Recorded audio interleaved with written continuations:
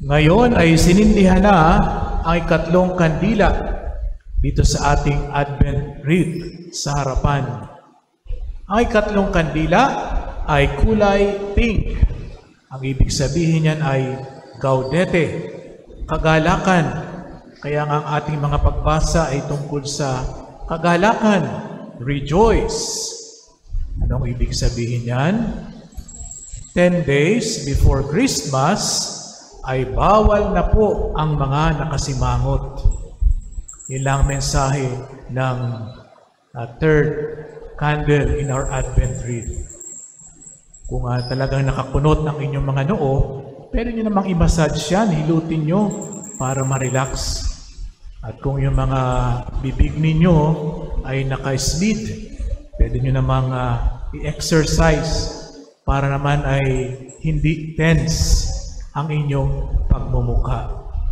Alam natin na pagdarating na ang Christmas ay marami sa atin ang mixed feelings. Marami sa atin ang nasisiyahan, pero marami din sa atin ang nababahala. Marami sa atin ang worried, stressed, tensed.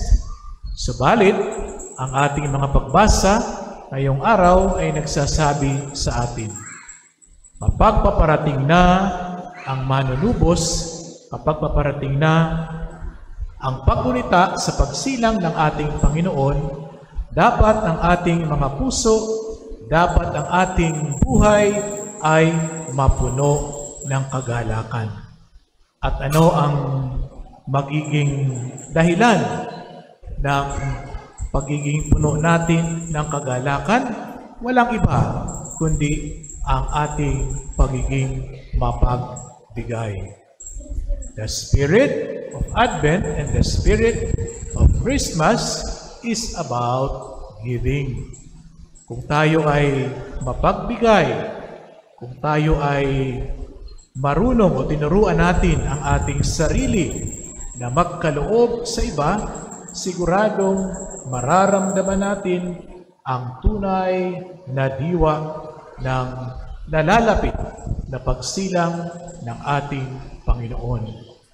Kaya mga kapatid, anuman ang ating mga pagkabahala, anuman ang mga o negative na iniisip natin, ito nawa ay mabura, ito nawa ay matanggal ng ating paniniwala na si Kristo ay paparating na.